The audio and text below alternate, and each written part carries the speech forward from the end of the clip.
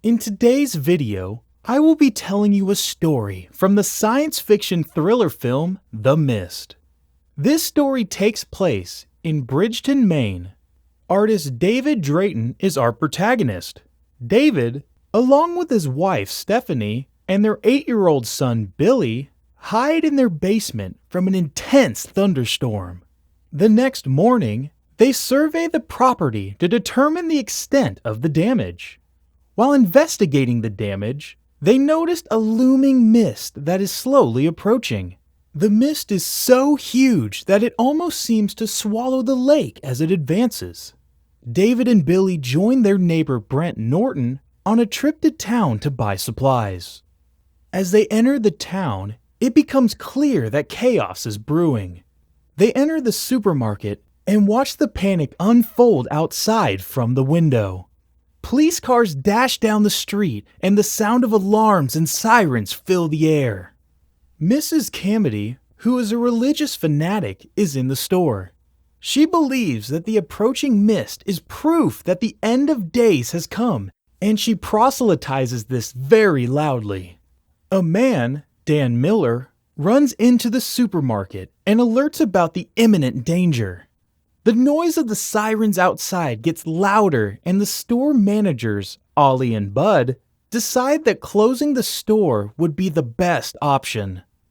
As soon as they make certain that the danger is outside and there is no threat in the store, the group begins to barricade the front store windows, piling bags of soil and dog food, anything heavy enough to provide some sort of protection.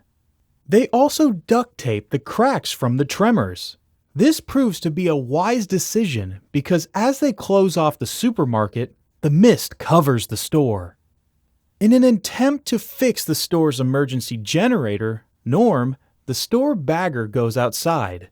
He does this despite David's protests and is grabbed by a tentacled creature before anyone realizes what's going on.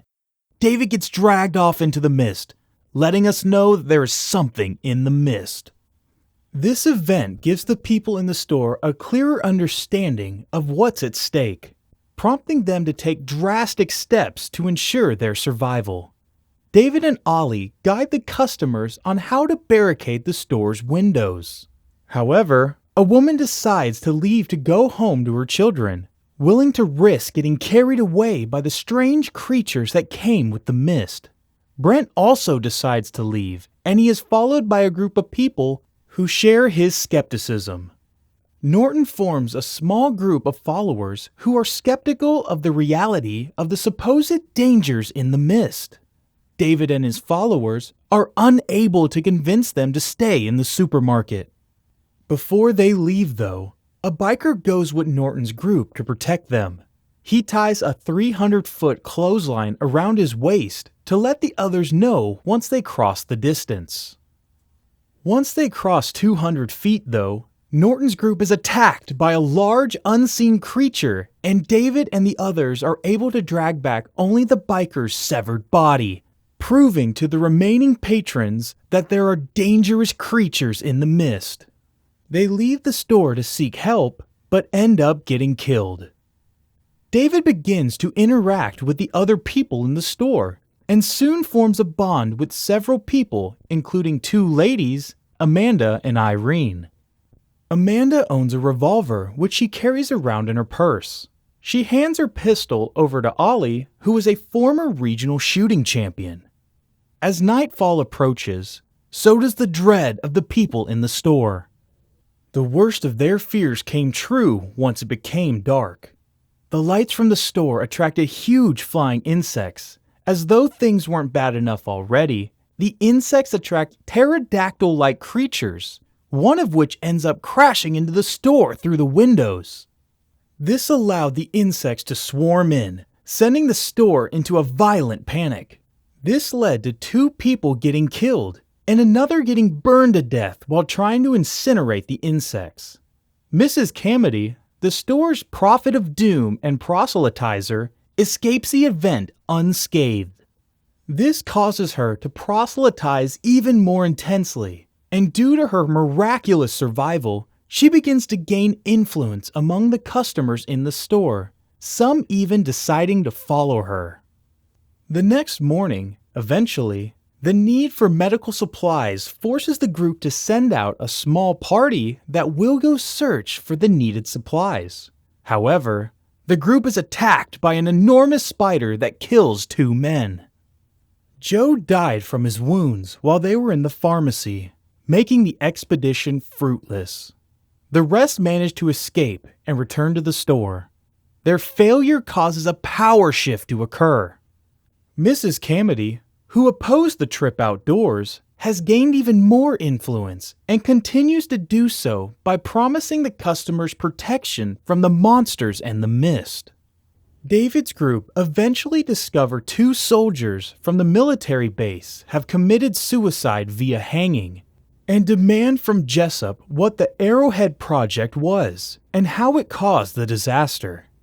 Jessup reveals that beneath the base, a secret government project to discover other dimensions had been taking place, and that it appears as though scientists have opened up a doorway into a dimension that was filled with the monsters that had come within the mist. Mrs. Carmody's followers offer Jessup as a sacrifice and throw him out of the supermarket. He gets devoured by a giant praying mantis almost instantly. The next morning, David and his group prepare to leave the store, but are stopped by Mrs. Carmody, who demands that Billy be delivered as the next sacrifice, only for Ollie to shoot and kill her. Snapped back to their senses, her traumatized followers allow the group safe passage out of the store. Outside, Ollie and 2 others are eaten by the creatures, and Bud runs back to the store, while David, Billy, Dan, Amanda, and Irene reach David's car. Driving through the mist, David discovers that his home is destroyed and Stephanie is dead.